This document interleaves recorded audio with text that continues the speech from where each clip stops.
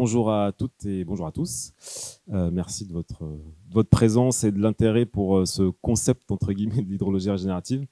Alors, je me présente rapidement. Voilà, il y a deux logos en bas à droite. Là, vous voyez, c'est un peu mes deux casquettes. La première, là, je suis voilà, co-gérant d'un petit bureau d'études qui s'appelle Permalab. On est basé dans la Drôme. Et on accompagne des porteurs de projets agricoles, des agriculteurs, des entreprises à vocation agricole, et puis de plus en plus de collectivités maintenant, autour de l'agroécologie, de l'agroforesterie et donc de l'hydrologie régénérative, à la fois dans un peu ce qu'on appelle le design, l'aménagement et la mise en œuvre, accompagné voilà, en chantier de la mise en œuvre de ce qu'on propose aux agriculteurs en particulier. On fait aussi de la formation, comme ça a été dit, sur ces sujets. Et l'autre casquette, c'est que je suis cofondateur et coprésident de l'association pour une hydrologie régénérative, qui elle a pour but de diffuser la vision, plus que le concept, c'est aussi la vision d'abord de la régénération des cycles de l'eau par l'aménagement des espaces agricoles et du territoire par extension, comme solution, comme vraie solution à nombre de problématiques autour de l'eau. On en a parlé à l'instant là, sécheresse, inondation.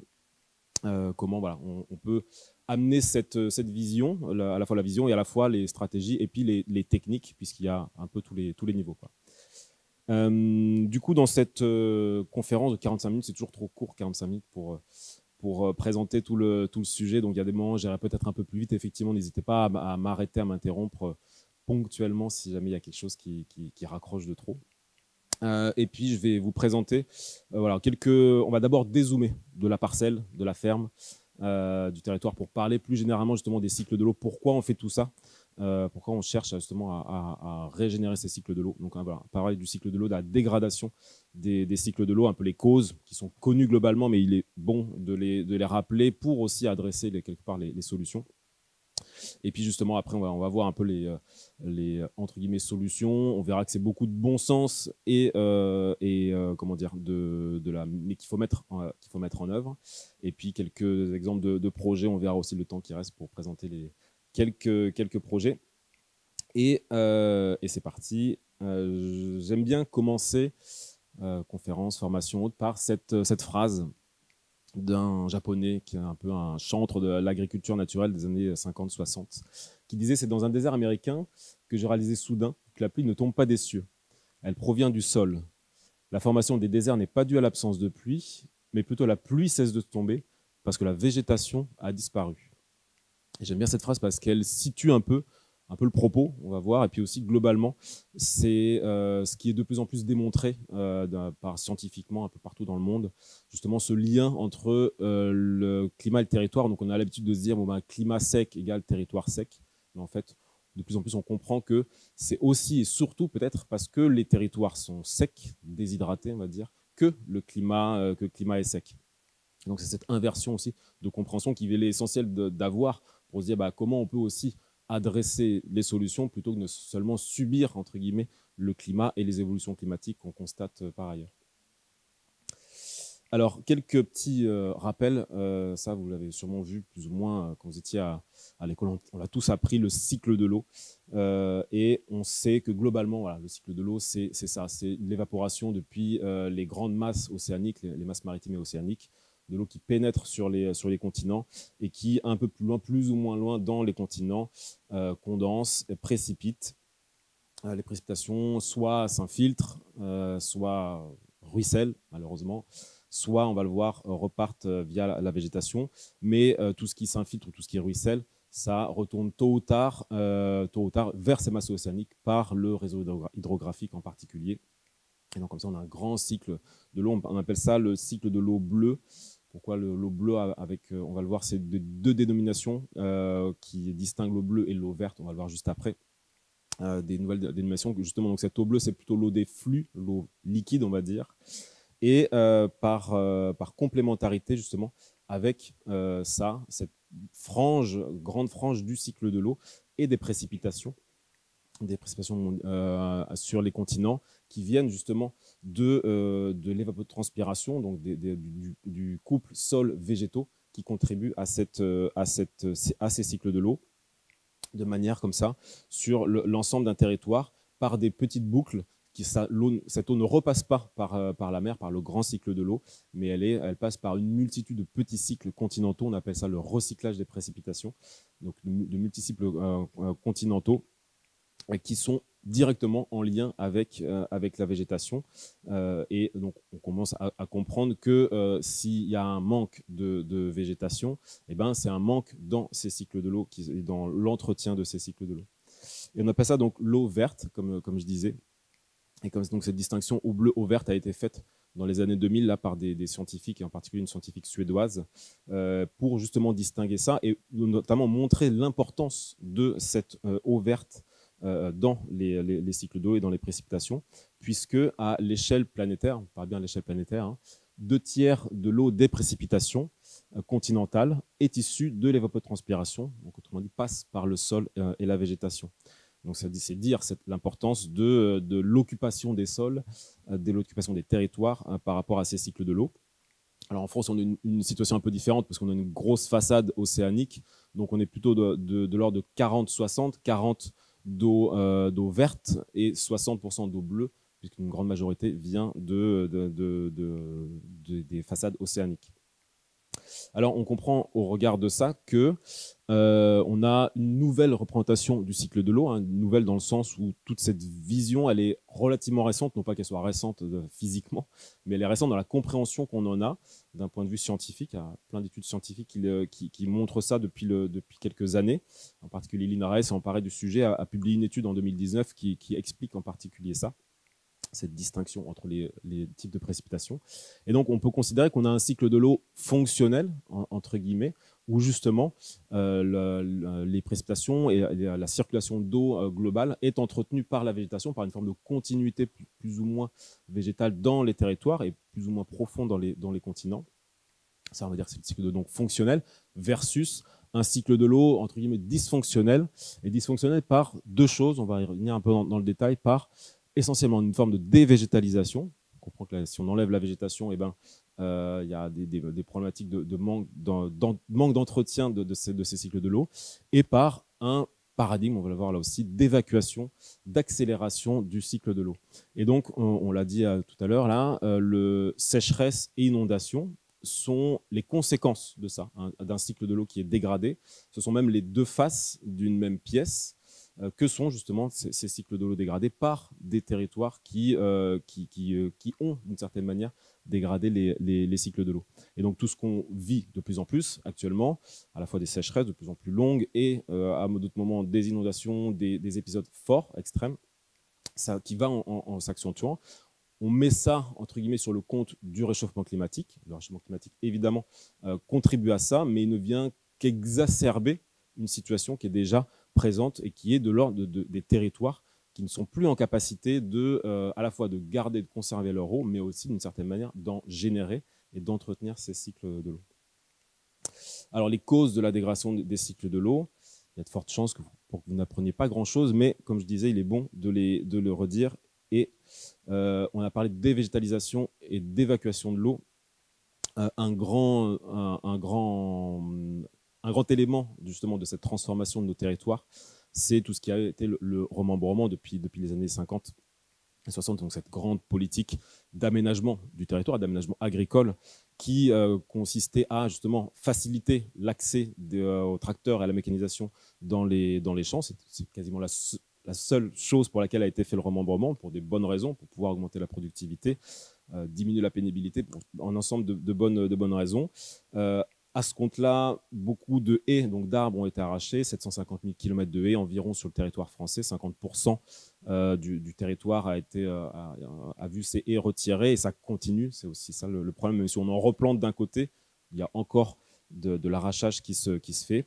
Et puis c'est moins connu, assèchement de environ 1 million de mares, d'étangs, de pièces d'eau, plus ou moins petites, forme de maillage du territoire agricole, donc 30 à 40% de toutes ces petites pièces d'eau qui mettent le territoire. On considère qu'elles ont été asséchées, comblées, drainées, et donc d'une certaine manière une perte du maillage hydrologique du territoire. Et donc nos paysages ont considérablement perdu de capacité à infiltrer l'eau, à la stocker et aussi à la renvoyer dans l'atmosphère par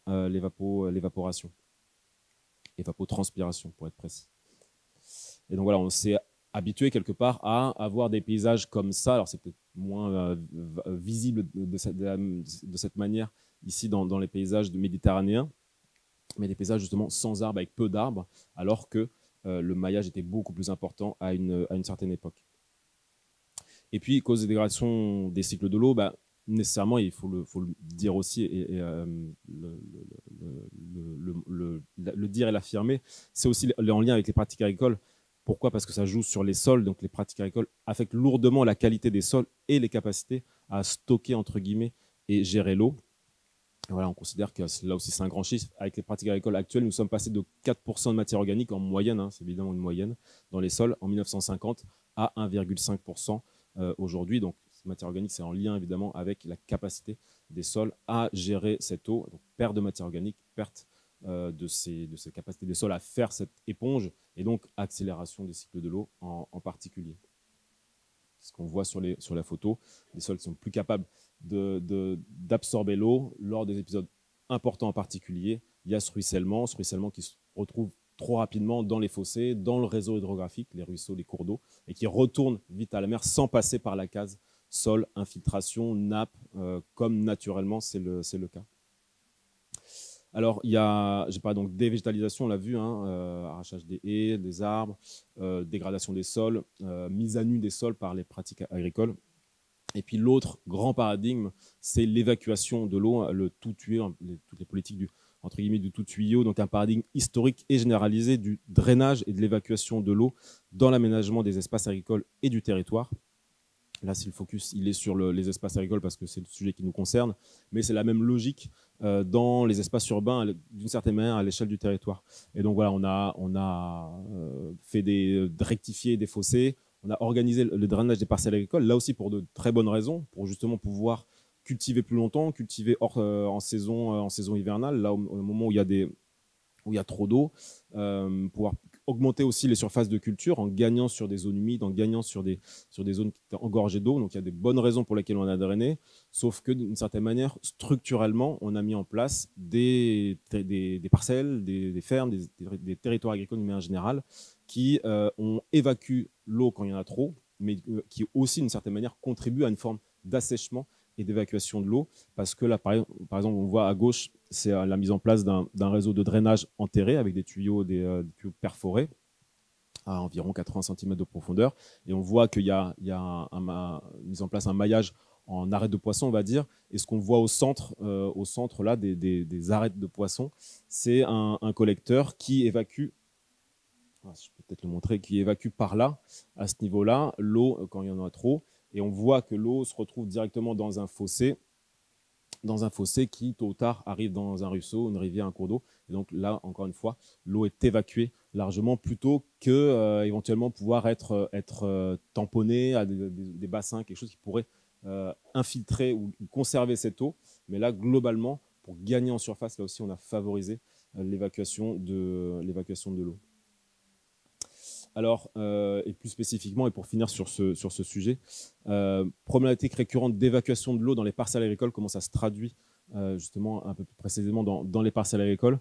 Là, en l'occurrence, c'est des exemples en viticulture, mais la logique est à peu près la même dans la plupart des types de cultures, et que c'est peut-être en élevage à l'herbe.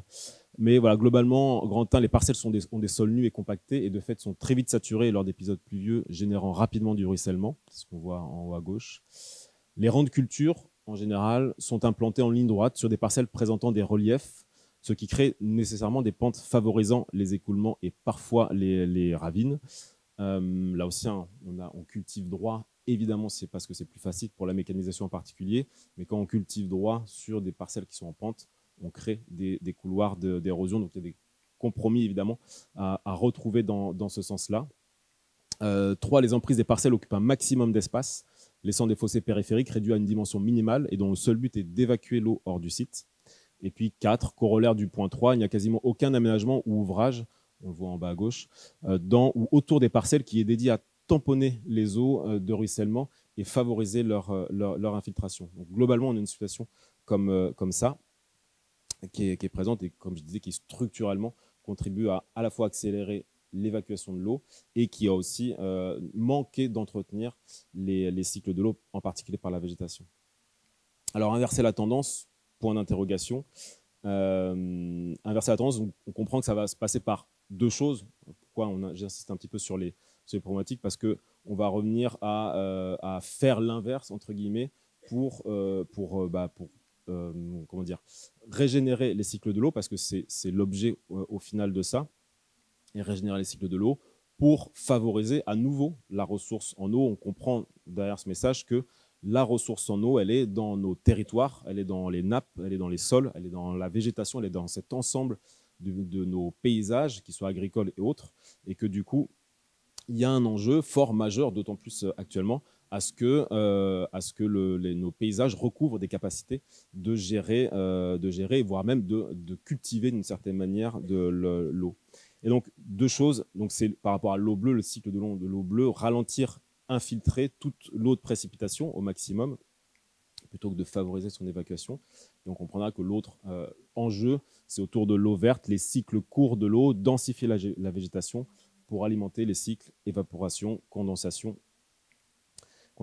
Et du coup, ça passe par ça. En tout cas, c'est la proposition sur laquelle nous, on travaille en tant que bureau d'études, quand on accompagne des agriculteurs ou des espaces agricoles, c'est justement travailler sur ces trois aspects-là, ce triptyque eau, sol, arbre, et travailler à la fois sur les trois de manière conjointe et complémentaire. Voilà, c'est le mot que je cherchais. Et donc, eau, hydrologie, donc la prise en compte des chemins naturels et artificiels de l'eau, l'aménagement global des sites et bassins versants, priorisant la gestion de l'eau et tous les aménagements, implantation et gestion, favorisant ralentissement, infiltration et stockage d'eau, création et maintien de zones humides ou semi-humides et recharge passive des aquifères.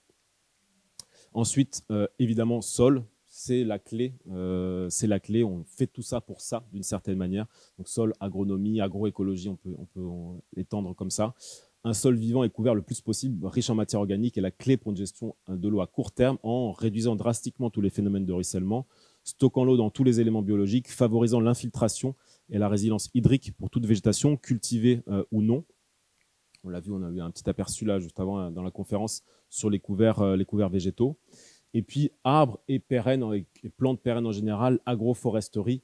Les arbres sont la clé pour la gestion de l'eau sur le long terme, en favorisant évapotranspiration, condensation et petits cycles de l'eau, créant des microclimats frais et humides, infiltrant l'eau en profondeur et ou en la remontant en surface. Et puis, non des moindres, développant le réseau mycorhizien et la vie biologique du sol. Donc c'est vraiment sur ces trois qu'on joue. On va rapidement passer sur les trois, sur ce triptyque, commencer par le sol, pour juste là aussi, rappel, 1% de matière organique dans 15 cm de sol par hectare, c'est 250 mètres cubes d'eau par hectare. Là aussi, c'est un chiffre, c'est une moyenne, mais c'est pour rappeler à quel point tout ce qu'on travaille actuellement autour de l'amélioration des pratiques agricoles et des couverts végétaux et tout ce genre de pratiques vont dans le sens et sont la clé, sur la clé dans la parcelle, dans le parcellaire. Et donc tout ce qui va être agriculture de conservation, semi-direct sous couvert, couverts végétaux, allongement des rotations de culture, tout ça, ça va de pair en général dans l'agriculture de conservation, va dans le bon sens. Culture sur sol vivant, quand c'est à la petite échelle, maraîchage sur sol vivant et autres types d'agriculture sur sol vivant, là aussi évidemment ça va dans le bon sens. Et puis enherbement et couverts végétaux dans toutes les cultures pérennes, la vigne, l'arboriculture, là aussi il y a des évolutions qui vont largement dans le bon sens. Et les agriculteurs voient déjà les bénéfices, même si techniquement c'est une transition à mettre en œuvre qui n'est pas évidente, évidemment. Puis pareil, au niveau du pâturage, gestion entre guillemets holistique du pâturage tournant dynamique. Là aussi, le pâturage peut être dégénératif, d'une certaine manière, dégrader les sols ou contribuer justement à une agriculture qui a tendance à dégrader les sols, ou au contraire, bien géré à l'herbe, qui tourne régulièrement, ça peut contribuer relativement rapidement à améliorer la qualité des sols, quoi.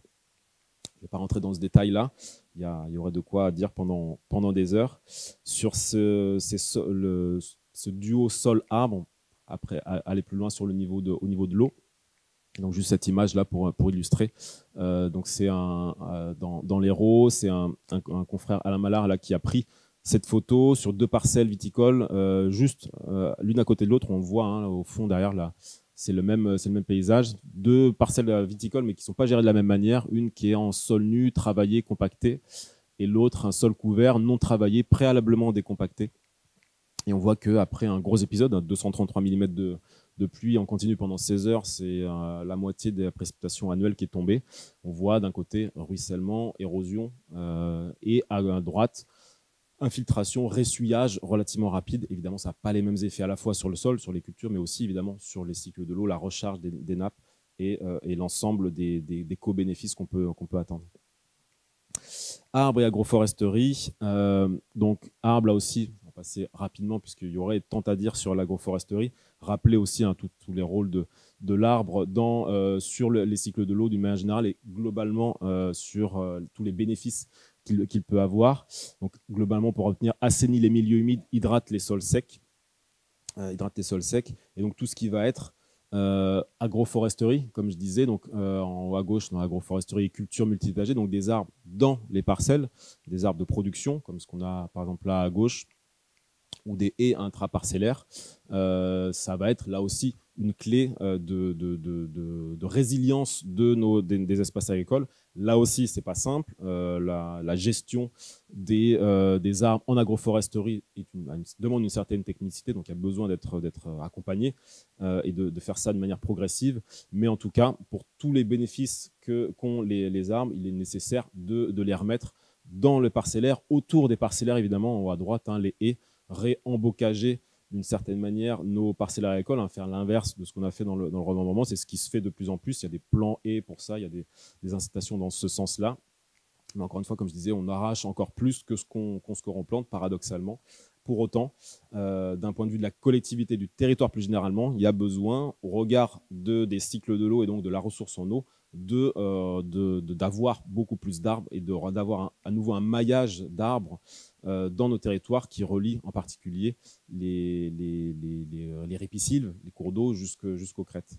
Et puis donc de pair, gestion forestière raisonnée, reforestation évidemment dans certains milieux, et puis système agro-silvo-pastoraux, remettre les arbres, remettre les animaux et les remettre ensemble autant que possible. Il y a aussi des stratégies là d'arbres fourragés en élevage. Ça se refait, il y a du travail qui se fait là-dessus, et évidemment c'est certainement une clé pour là aussi être beaucoup plus résilient sur en particulier les périodes estivales par rapport à l'élevage et aux besoins des animaux. Et donc, pour finir là sur l'agroforesterie, passer de paysages qui ressemblent à ce qu'on a à gauche, avec des sols à nu, des sols qui ruissellent, peu de couverts végétaux, peu d'arbres, des ripisylves qui sont dénudés, à ce qu'on a à droite, des sols couverts, des arbres dans et autour des parcelles, et puis une connexion arborée entre les différents éléments du paysage. C'est tout l'enjeu de l'agroforesterie. Et donc on a vu sol, arbre, et là on rentre un peu plus dans le détail sur ce qui nous intéresse aussi autour justement de l'eau bleue, ralentir l'eau bleue, et donc comment aménager ou quelle forme d'aménagement pour ralentir, infiltrer, entre guillemets stocker l'eau de précipitation à l'échelle de la parcelle, du site, donc de la ferme, et du bassin versant, c'est là l'enjeu aussi, tout au long de ce qu'on appelle les chemins de l'eau naturels et artificiels. Et là aussi passer de ce qu'on a à gauche, un bassin versant où justement l'eau est évacuée, à ce qu'on a à droite, avec une multitude de micro-ouvrages, micro-aménagements complémentaires aux approches agricoles, qui vont là aussi permettre de ralentir, de conserver l'eau dans nos territoires plutôt que de favoriser son évacuation. Et juste un petit mot là, c'est avant de vous montrer des images un peu plus intéressantes, une petite courbe. Ces petites courbes pour rappeler, là vous voyez, c'est on va dire c'est schématique, mais sur ces courbes j'ai représenté le triptyque eau, sol, arbre et l'effet hydrologique global. Et sur plusieurs années. Tout ça pour dire que vous voyez la courbe bleue, la courbe de l'eau, qu'à partir du moment où on fait un ouvrage, c'est-à-dire par exemple un fossé sur une courbe de niveau, on va le voir juste après, une petite mare, un fossé qui retient l'eau, à partir du moment où on fait un ouvrage comme ça, eh ben, il est immédiatement efficace. À la première pluie, il va se passer quelque chose. Il va y avoir de l'eau qui va être captée, qui va être infiltrée. Il y aura un effet hydrologique immédiat.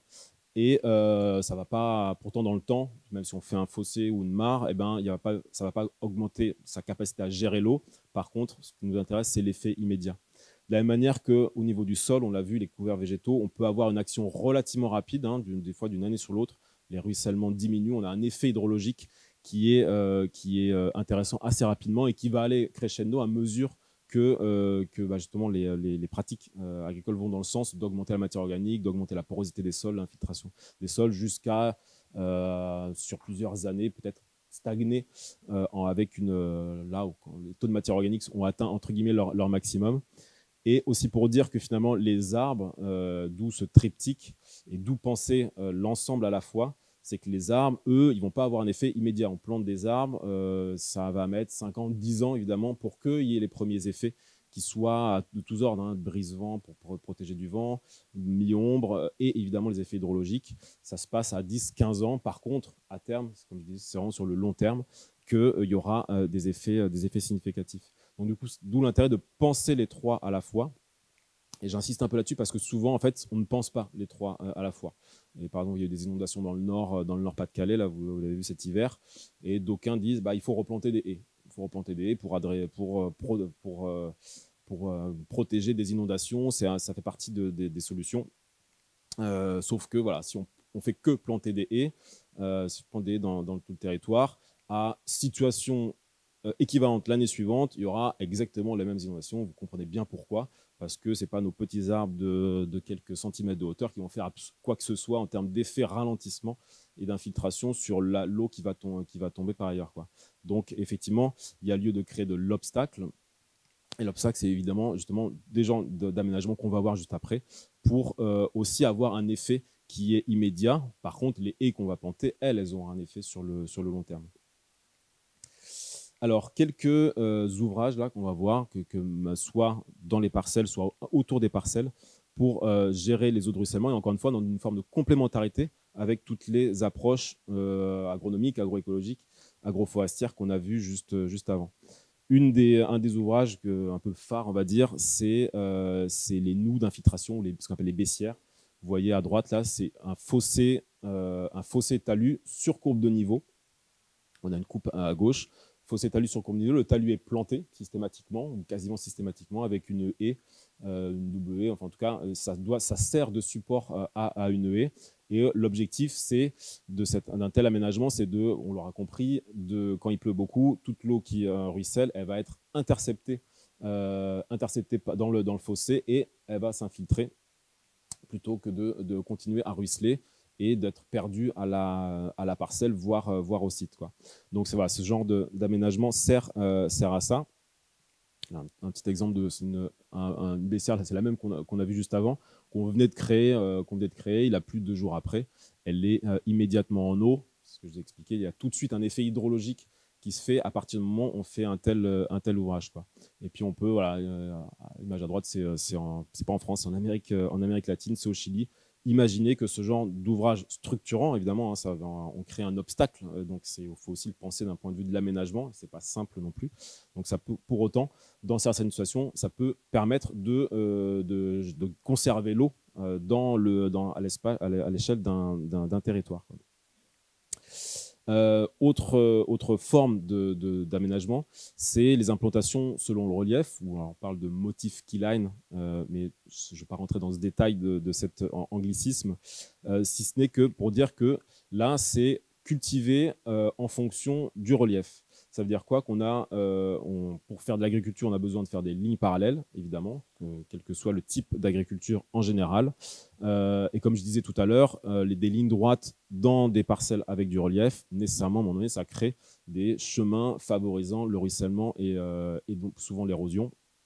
Et donc de pouvoir cultiver en parallèle, mais parallèle à une courbe de niveau, c'est ce qui permet de pouvoir créer une succession de micro-obstacles, que chaque sillon de culture ou chaque ligne ou chaque rangée de culture, elle soit un micro-obstacle à l'écoulement de l'eau et de l'eau de ruissellement en particulier, quoi.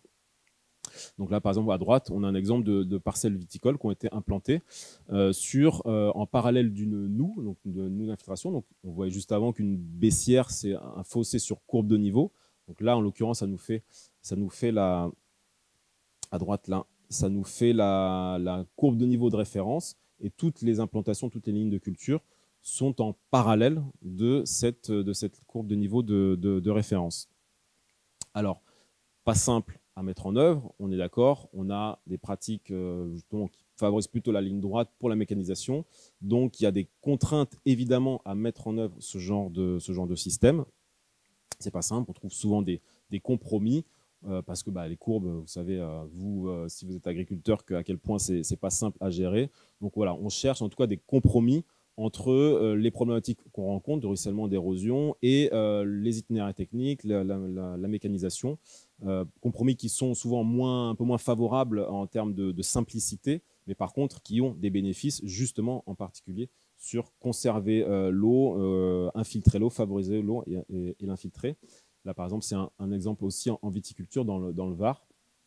Une implantation sur une parcelle de 3 hectares à peu près, de mémoire, où là aussi, les lignes sont implantées en parallèle de plusieurs courbes de niveau. Donc là aussi, on prend plusieurs courbes de niveau de référence en fonction de là où on veut implanter. Voilà, je passe un petit peu. Donc là, pareil, en arboriculture, en Espagne, paysage juste d'eau.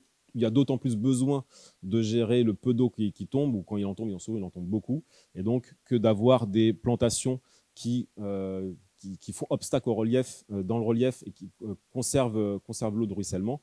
C'est clé, c'est essentiel. Donc là, on a un peu le triptyque eau, sol, arbre qui est décliné, tout en permettant, on le voit, une forme de mécanisation possible. Ça a été implanté d'ailleurs pour ça. Je continue là, pareil, on peut imaginer ce genre de système en système pastoraux, pour de la fauche, là, en l'occurrence. Encore une fois, systématiquement couplé avec des haies, des arbres. On cherche à mettre les deux à la fois, gérer l'eau d'un côté par des formes d'aménagement, et remettre les arbres, les haies, tout ça, sur les mêmes types d'aménagement. On peut aussi aller jusqu'à penser une forme de remembrement hydrologique et agroforestier. On pose la question, nous en tout cas, c'est qu'à partir du moment où on travaille plus avec le relief, dans des parcellaires qui n'ont pas été pensés pour ça, va se poser cette question de comment on reparcellise éventuellement quand c'est possible, quand c'est souhaitable, en fonction du relief, pour passer d'espaces agricoles comme ça à des espaces qui sont plutôt comme ça, dans tout type de système de culture, et là aussi en fonction des contraintes. Je passe et je continue on est plutôt dans les parcelles, et là on est plutôt autour des parcelles, parce qu'il y a aussi des gros enjeux. Là aussi, comme je disais, on a des fossés, on a des écoulements d'eau, des talvecs, c'est-à-dire des vallées, des fonds de vallée qui globalement là aussi sont des évacuateurs d'eau, hein, quand il pleut beaucoup, et ça évacue l'eau, c'est l'objectif. Sauf que, comme je disais, ça laisse déshydrater d'une certaine manière les parcellaires, le territoire d'une manière générale, et qu'il y a des approches autres qui sont possibles de faire, comme par exemple les redans, mettre des redans dans les fossés périphériques, ou dans les talvegs, là, les fonds de vallon, pour justement avoir ce genre de choses, c'est-à-dire que quand il pleut, de l'eau reste, ça contribue quand même à pouvoir faciliter l'évacuation, c'est-à-dire que s'il y a trop d'eau dans ces fossés, pour autant c'est dimensionné pour que ça puisse évacuer, ça ne va pas aller inonder évidemment les parcellaires à côté, ce n'est pas l'objectif. Pour autant, une partie de l'eau est retenue, s'infiltre doucement et recharge les nappes, les sols, et c'est exactement ce qu'on cherche à faire. Là en bas à gauche, c'est un projet dans le Var, un domaine viticole qu'on a accompagné, ou dans lequel on a justement retransformé ces fossés. Et là, c'est ce même projet où là, justement dans les fossés périphériques aux parcelles viticoles, on le voit, on a mis en place des redans assez simples à mettre en œuvre, et il y a des effets là aussi hydrologiques qui sont immédiats. On le voit, de l'eau, des sédiments qui sont conservés plutôt que de filer à la mer, qui en l'occurrence n'est pas très loin du site, quoi. Et donc à terme, sur le terme, c'est ce qu'on cherche à faire, c'est que là, en conservant aussi plus de sédiments, tout ça, qu'il y ait une revégétalisation qui se mette en place, puisque c'est aussi ça qui favorise l'infiltration et tous les co-bénéfices qu'on a vus. Alors mare temporaire, bassin d'infiltration, hein, tout ça aussi, hein, tous ces micro-ouvrages qu'on a comblés, drainés, évacués pendant longtemps, et ben, comment est-ce qu'on les remet en place dans les parcellaires agricoles, dans les paysages en général, hein, dans les territoires. C'est pas que le parcellaire agricole, c'est à remettre en place sur l'ensemble d'un territoire. Hein. C'est pour ça que de plus en plus on parle à l'échelle de collectivités, de bassins versants, parce que tout ça, ça ne doit pas porter que sur les agriculteurs, mais sur l'ensemble de la collectivité, parce que le bénéfice derrière, il est pour l'ensemble de la collectivité, pour l'eau, l'infiltration de l'eau, mais aussi pour la biodiversité ou plein d'autres éléments de co-bénéfice là aussi à remettre tout ça en place, quoi. Voilà, mare temporaire, zone d'infiltration encore à droite, là pareil, dans le même domaine viticole. Il y avait un petit espace entre plusieurs parcelles, le long d'un fossé. On a élargi cet espace, on a pris l'espace possible qui restait pour pouvoir créer un bassin de tampon avant que l'eau s'évacue par ici. Jusqu'à maintenant, elle s'évacue directement. Voilà, donc déconnecter les réseaux hydrographiques artificiels et naturels. D'énormes quantités d'eau circulent dans un véritable réseau hydrographique artificiel qui rejoint le réseau hydrographique naturel, les ruisseaux, les rivières, tout ça, contribuant à évacuer l'eau du paysage, plus ou moins assécher sol et aquifères, augmenter les crues en aval. Et donc il y a un enjeu là, en rouge, c'est tous ces fossés un peu artificiels, et en bleu, c'est les cours d'eau naturels, à ce que justement il y ait bassin, mare, tampon d'infiltration qui vont pouvoir faire cette déconnexion avant que ça retourne au réseau hydrographique naturel. Et puis, pour avancer, donc bassin, étang, retenue collinaire, tout ça aussi, hein, ça doit contribuer hein, dans une stratégie globale de conserver l'eau. Hein, les retenues collinaires sont une approche. Évidemment, là où on dit oui ou non aux retenues collinaires, est-ce que c'est intéressant ou pas? Évidemment que c'est intéressant. Par contre, le message derrière tout ça, c'est de dire attention de ne faire que des retenues collinaires, sans s'occuper du reste, sans favoriser l'infiltration par ailleurs, sans favoriser d'ailleurs beaucoup d'infiltration par ailleurs, et ben, on va entretenir le système. On aura une retenue collinaire qui va se charger à un moment donné, mais on conservera un paysage plus ou moins semi-désertique ou semi-désertifiant par endroits, et alors qu'on a besoin justement d'avoir une régénération qui se passe à l'échelle globale. Et puis pour finir, débuser les cours d'eau, ça c'est un petit exemple dans la Drôme, d'où je viens, d'une ferme à côté qui travaille beaucoup sur l'ensemble de ces approches.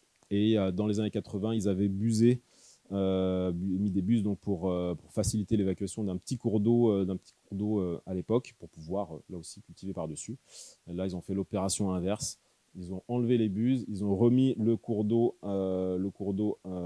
à jour, qui du coup reserpente. Évidemment, coule beaucoup plus doucement que quand c'est dans des buses, et donc s'infiltrer va favoriser la recharge des nappes, va faire ce ralentissement du cycle de l'eau qu'on appelle. Et en plus, pour la petite histoire, là-dessus, sur ce petit cours d'eau, ils ont aménagé des ouvrages type castor, c'est-à-dire, il n'y a pas de castors qui sont venus, mais à la main, avec des branches et de la terre, ils ont créé des micro-ouvrages comme ça pour encore plus faire ce phénomène de ralentissement, ce que font les castors naturellement. Qu'est-ce qu'ils font? Ils font des micro-barrages qui favorisent justement l'expansion, l'infiltration, le ralentissement, plutôt que l'accélération que nous, on a mis en place de longue date, quoi. Message redédié de l'espace à l'eau et à l'arbre, c'est peut-être le message le plus important. Là, la personne de la Chambre d'agriculture de la Drôme, et j'ai bien noté ce que le président de la Chambre d'agriculture de la Drôme a dit, tu me corrigeras si nécessaire, il y a besoin qu'on redédie 2-3% de notre parcellaire pour sauver tout le reste. Sauver tout le reste au regard des contraintes hydriques, des problématiques de manque d'eau, des sécheresses et tout ça.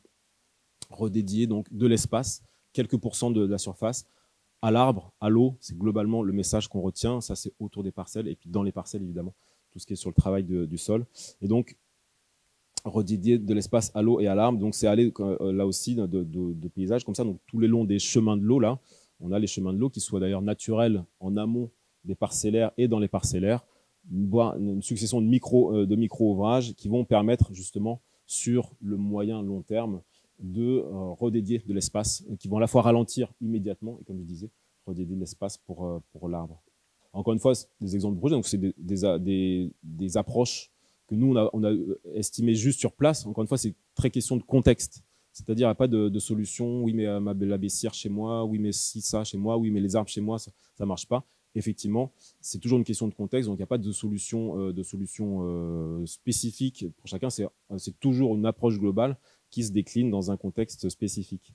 Là, en l'occurrence, c'est un autre domaine viticole dans le Var, domaine Tasquier. Le domaine avait racheté 6 ou 7 hectares de parcelles au domaine voisin pour arracher et replanter, et ils avaient décidé de faire un projet, voilà, une forme de projet un peu test, pilote, autour de l'agroécologie, de l'agroforesterie, pour tester toutes les nouvelles approches en particulier. Donc il y avait un travail de réflexion autour de ces parcellaires qui étaient soumis à, voilà, d'une manière assez sévère à l'érosion, au ruissellement. Il y a une pente assez légère. Là, on voit les ravines qui sont mis en place, pour autant sur un sol sableux, hein, mais paradoxalement. Et puis on voit au fond à droite là, les tas de cèpes qui ont été arrachés. Donc problématique de ruissellement, d'érosion, contexte en tout cas de réserve parcellaire dans une réserve naturelle, la réserve naturelle de la Plaine des Morts, et donc de la garrigue et du maquis autour. Garrigue et maquis qui, là aussi, hein, même si c'est des espaces naturels, quand il pleut beaucoup, sur des espaces qui sont peu végétalisés, parce que végétation type méditerranéenne, il y a beaucoup d'eau qui ruisselle, beaucoup de sédiments qui partent, et ça contribue, y compris les espaces naturels, dans beaucoup de cas, contribue aussi à ce que l'eau soit évacuée d'une certaine manière. Là, on est dans un fossé, dans le fossé du bas, dans un cours d'eau, on va voir juste après, et un cours d'eau qui est surcreusé, hein, de la hauteur de Lionel, là, qui fait presque 2 mètres, parce qu'à chaque gros épisode, ça surcreuse un petit peu plus, quoi. En effet, donc on est dans ce parcellaire là qu'on voyait ici, là. Hop, on reconnaît les parcelles qu'on a vues jusqu'avant. Il est dans une pente. Le chemin là en haut, c'est une crête. Donc ça descend vers le bas. Et le trait bleu pointillé, vous reconnaissez la carte IGN, c'est un cours d'eau temporaire. Et donc c'est le fossé qu'on voyait juste avant, qui est temporaire que quand il pleut beaucoup. En gros, ça ne coule que quelques heures, quelques jours, lors des très gros épisodes, et puis ça s'assèche. Tout le reste, vous connaissez bien ici dans le contexte méditerranéen. Et donc c'est ce petit cours d'eau temporaire, il alimente un ruisseau qui alimente lui-même une rivière, l'Argence en l'occurrence. Et l'Argence, c'est une rivière qui crée des inondations, souvent dans les villes et villages en aval. Des inondations, de l'eau, des grosses quantités d'eau qui viennent évidemment de l'amont, de tous ces paysages, de tous ces bassins versants qui ne retiennent pas ou pas assez l'eau et qui en envoient beaucoup, trop en tout cas, qui est évacué. Là, en l'occurrence, voilà ce parcellaire. On a repéré les chemins de l'eau, comme on disait, donc avec 2 hectares de surface de maquis en amont, des fossés périphériques assez classiques autour des parcelles, qui là aussi favorisent l'évacuation de l'eau, et on retrouve notre petit cours d'eau temporaire en pointillé en bas. Tous les fossés sont dirigés vers le cours d'eau, ce qui est une situation assez classique. Et du coup, l'objet, ça a été de faire un peu l'inverse, c'est-à-dire de dire, ok, on va travailler sur le triptyque eau, sol, arbre. Donc sol, Lionel, on va le voir juste après, maîtrisait déjà bien les couverts végétaux. Donc il y avait un travail qui était fait là-dessus. Arbre, on voit, il s'agissait de resegmenter, rediviser le parcellaire, les grands parcellaires en des parcelles beaucoup plus petites, avec des haies doubles, des haies simples, des arbres dans le rang, des arbres dans le rang qu'on va trogner par endroits, là aussi pour favoriser la mycorhisation en particulier, ce relais que font les arbres en termes de ponts mycorhiziens, et de connecter par les haies les espaces naturels, les espaces de forêt ou d'arbres autour. Et puis autour de l'eau, justement, l'objet, ça a été de faire justement des redans, des mares, donc tout le long de ces fossés autour des parcelles, plutôt que de favoriser l'évacuation, et plein de micro-ouvrages tout le long pour ralentir l'eau, créer des micro-mares temporaires, et donc favoriser des volumes qui vont s'infiltrer. Tout ça planté aussi d'arbres, donc un ensemble eau-arbre qui favorise justement là un écosystème qui va être plus conservateur et résilient au niveau de l'eau. Voilà quelques images de ce qui a été fait. Donc ça a été mis en place progressivement après qu'on ait travaillé sur ce projet. Et vous voyez, donc il ne s'agit pas de grands travaux, hein, souvent autour de ces fossés, c'est à la pelle mécanique, de créer, donc d'élargir un peu le fossé, de créer des redans là comme ce qu'on a vu juste avant. Là aussi avec un peu de terre, de pierre, souvent du matériel qu'on trouve sur place, hein, on peut faire du plus ou moins sophistiqué cher. Mais vous voyez en tout cas l'effet après 50 mm de pluie, donc une grosse pluie, et normalement ces fossés auraient été vides. Là, ils sont remplis d'eau. Et donc comme ça, si on l'ensemble du parcellaire comme ça est rempli d'ensemble de micro-ouvrages, on a un effet hydrologique qui commence à être vraiment intéressant. Donc pareil, donc pour les arbres, je vous montre rapidement, je vois le chronomètre qui tourne. Les haies, donc les haies autour des parcelles, les haies dans les parcelles, le trognage des haies pour la conduite de ces arbres. Là aussi, encore une fois, l'agroforesterie, c'est on conduit les arbres qu'on plante, et puis les sols, les couverts végétaux. Les couverts végétaux, le triptyque eau, sol, arbre décliné là dans ce contexte-là. Dans le contexte en gros ralentir l'eau, est-ce que vous avez un peu un retour sur les différents types d'irrigation entre goutte à goutte, micro-asperceur, voilà, etc. Alors vous aurez remarqué que j'ai pas du tout parlé d'irrigation et effectivement c'est pas l'objet, on va dire, de ce que je présente. Non pas que c'est évidemment c'est pas intéressant, il y a besoin d'avoir les deux, mais disons que nous sur quoi on travaille, c'est justement mettre en place des agro-écosystèmes qui vont justement garder l'eau, travailler sur les sols et tout ça, et pas forcément sur l'aspect technique. Là, il y a moult spécialistes sur le sujet. Donc, en fait, non, on n'a pas de retour d'expérience sur les types d'irrigation qui sont et sur qu'est-ce qui est le plus pertinent ou pas par rapport à ce sujet, quoi. Hormis le fait que souvent, quand on plante des haies, il y a besoin c'est plutôt favorable de garantir l'irrigation dans les 2 ou 3 premières années, et que quelles que soient les possibilités, le plus simple étant évidemment de tirer un goutte à goutte, quoi. Bonjour, Julien Faulkner, viticulteur dans le Var. Quels sont les retours sur l'impact des arbres en agroforesterie sur les rendements des vignes qui sont adjacents? Il y a un choix d'essence qui est à faire. On le sait, enfin vous le savez probablement. Voilà, les vignes à côté des chênes ou comme ça va pas ensemble. Il y a des problématiques de baisse de rendement, et c'est pour ça qu'on plante pas par exemple des chênes ou ce genre d'arbres forestiers vraiment en agroforesterie dans les espaces viticoles. On plante plutôt des essences de lisière, des essences plutôt pionnières, souvent de la famille des rosacées, par exemple, les fruitiers, tout ça, parce qu'il y a des mycorhizations qui sont plus favorables, quoi. Entre les chênes et certaines, les pins ou autres, ont des types de mycorhisation ectomycorhiziens qui ne vont pas ensemble avec les vignes qui sont plutôt des mycorhizes de type endomycorhize. Et par contre, beaucoup des rosacées et des arbres de lisière, de forêt, eux sont plutôt endomycorhiziens, et donc on plante plutôt ce genre d'essence, quoi. Donc après il y a une question de conduite aussi. Encore une fois, on trogne pour limiter le porc ou certains porcs, pour limiter les formes de concurrence. Mais globalement, la tendance, même si on manque encore évidemment de recul en vérité, d'années d'expérience et de comparaison, il y a quand même plutôt des bénéfices qui vont dans le bon sens plutôt sur le long terme, quoi. Encore une fois, en l'implantant et en le gérant correctement, quoi. Bonjour, Alice Rakmadou. J'ai plusieurs projets, notamment en Corse, et j'avais une question sur les aspects réglementaires. Tout ce qui est obstacles aux écoulements dans les cours d'eau, etc. Comment vous gérez, je ne sais pas s'ils sont là, la DDT? Alors, justement, c'est déjà, il y a dans les cours d'eau, on travaille pas peu dans les cours d'eau, en fait. On travaille déjà en amont. Et en fait, l'enjeu, déjà, il est en amont, quoi. Il est là où c'est pas encore du cours d'eau d'un point de vue réglementaire, mais pour autant où il y a un talweg, où il y a des fossés, où il y a qui sont pas mentionnés. Et déjà, il y a beaucoup à faire à ce niveau-là. Et on peut faire justement des micro-ouvrages comme ça, un ensemble plutôt, une succession de plein de petits plutôt qu'un gros. Le plein de petits, il est meilleur pour plein d'éléments, et en particulier d'un point de vue réglementaire, quoi. Donc c'est voilà un peu déjà l'approche. Après, quand c'est en cours d'eau, il faut demander effectivement autorisation, mais en gros on essaie de ne pas arriver jusqu'à avoir à travailler sur les cours d'eau, parce que c'est beaucoup plus lourd à mettre en œuvre, sauf à avoir un projet spécifique pour ça, éventuellement une petite retenue collinaire ou une mare ou quelque chose qui va avoir, qui est nécessaire pour le projet.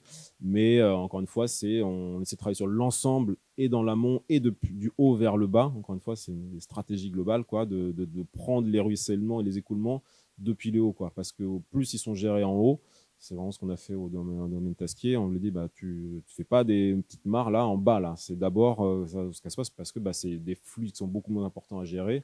Donc, c'est vraiment de haut en bas et du petit. Idéalement, comme on disait, avant d'arriver jusqu'au cours d'eau qui sont repérés réglementairement. Quoi. On s'aperçoit qu'on est souvent sur des approches, en tout cas individuelles, d'un agriculteur qui te sollicite ou qui vous sollicite. Pardon, Bertrand Charéron de la Chambre d'agriculture de la Drôme. En effet, il y a souvent en effet des approches individuelles. Et c'est vrai que ça serait intéressant d'avoir une approche collective à l'échelle d'un bassin versant. On essaye de travailler ensemble là-dessus. Est-ce que tu as des témoignages un petit peu d'autres pays ou d'autres acteurs qui auraient eu cette volonté d'un travail collectif pour avoir plus d'impact à l'échelle d'un bassin versant? Merci pour la question, Bertrand. Oui, en effet, tu l'as bien dit, il y a clairement un enjeu à passer à l'échelle du territoire. C'est pareil d'ailleurs pour tout, pour l'agroforesterie, pour les sols couverts. Enfin, un agriculteur qui le fait, et si tous les autres autour le font pas, il n'y aura pas d'effet significatif. Et l'enjeu, c'est effectivement d'avoir des effets significatifs. Du coup, en effet, alors en France, c'est très émergent parce que là, l'idée arrive seulement. En effet, dans la Drôme, on est plutôt, je dis on au sens large, on est un peu précurseur sur ces sujets. Il y a des collectivités, en l'occurrence, qui se lancent sur l'idée de travailler à l'échelle de sous-bassins versants. La Chambre d'agriculture aussi, il y a cette idée de travailler là aussi sur des bassins versants entiers, non pas d'aller faire tout le bassin versant, mais en tout cas de se dire, on réfléchit sur l'ensemble du bassin versant et on identifie des zones, on va avoir des agriculteurs, un ensemble d'agriculteurs plutôt qu'un ponctuellement. Et donc, effectivement, pour l'instant, on s'inspire de ce qui vient de l'étranger et voilà, les quelques sources d'inspiration. J'ai pas les images là, il faudrait que j'ouvre un autre fichier. Les inspirations, elles viennent de pays un peu exotiques, on va dire, d'Inde en particulier. Des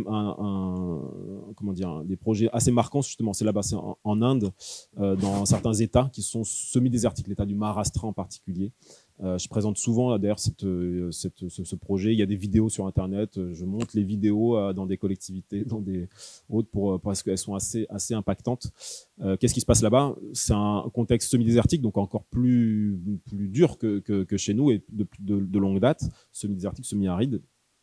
Peu de précipitations, 200-300 mm par an, et un régime de mousson. Et donc la mousson, c'est quoi? Il pleut pendant 2-3 mois, il pleut beaucoup pendant 3 mois, et après pendant 10 mois, c'est sec tout le reste de l'année, quoi. Et du coup, de plus en plus dans certains villages, et de plus en plus à grande échelle, ils se retrouvaient avec des problématiques de manque d'eau, de pénurie d'eau, des puits. Là-bas, c'est les puits et les sources qui alimentent en eau pour irriguer, en eau potable. Et ils se retrouvaient au point de ne plus avoir d'eau potable pour boire pendant certaines périodes de l'année, quoi. Et donc de voir plus d'eau potable, ça veut dire là-bas, en l'occurrence, moindre technologie à disposition pour aller chercher de l'eau loin ou profond, et migration, exode rural, parce que voilà, il faut aller survivre ailleurs qu'en ville, quoi, ailleurs qu'à la campagne. Et du coup, là-bas, il y a des projets qui ont été mis en place pour justement transformer ces situations. Il y a notamment une fondation qui s'appelle la Paani Foundation, fondation de l'eau, qui a voulu adresser là aussi ces problématiques de manque d'eau et de désertification un peu galopante.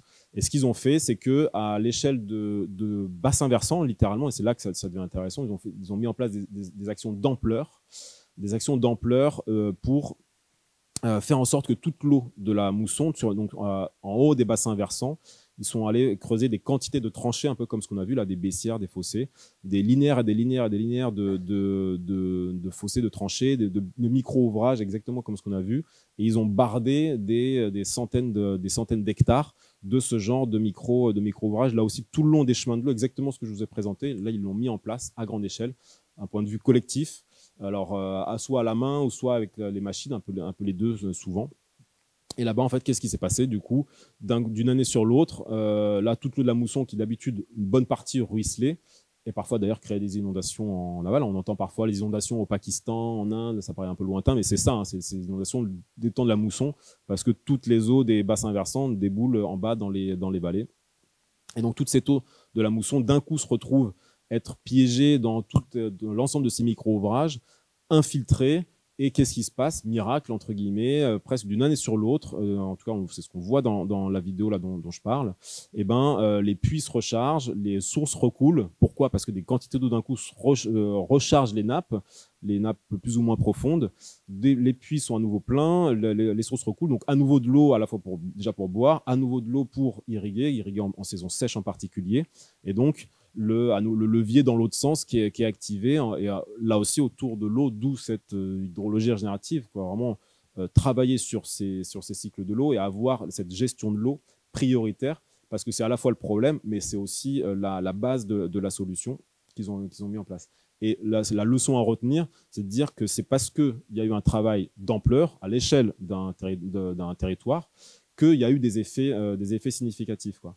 Et donc, c'est comment on décline, on ne va pas peut-être pas aller tous creuser à la main des tranchées, tout ça, encore que, pourquoi pas, mais comment est-ce qu'on décline dans nos contextes qui vont de plus en plus vers les mêmes problématiques, en l'adaptant à chez nous, quoi. Et puis l'autre point d'inspiration, c'est en Slovaquie, donc c'est un contexte plus proche de chez nous, là aussi. Là-bas, c'était une entrée plutôt inondation, trop d'inondation, mais un peu pour les mêmes raisons. Et donc, ils ont mis en place, déjà depuis les années 2010, dans certaines régions, notamment la région de la ville de Košice, des micro-ouvrages comme ça, le long des chemins de l'eau, un ensemble de micro-aménagements en bois, notamment dans les talwegs forestiers en particulier, mais là aussi tout le long des chemins de l'eau, des fossés et tout ça, sur les espaces agricoles, les espaces forestiers, les espaces urbains aussi, pour là aussi que toute l'eau soit ralentie, infiltrée, plutôt qu'elle file trop vite, quoi. Donc à partir de là, donc c'est des initiatives qui ont été soutenues par le ministère de l'Agriculture et tout ça. Ils ont développé des projets à plus grande échelle pour généraliser cette approche et faire ils appellent ça restauration de bassins versants, verte et bleue. Donc bleu, ils ont compris l'aspect eau bleue, eau verte, green and blue restoration of watersheds. Et donc c'est effectivement la manière, alors à voir comment ça se décline, mais en tout cas c'est la logique et c'est l'échelle à laquelle il faut le faire. Il faut qu'on le décline évidemment dans notre contexte, comme je disais, mais en tout cas l'inspiration et la logique doit être celle-là, quoi.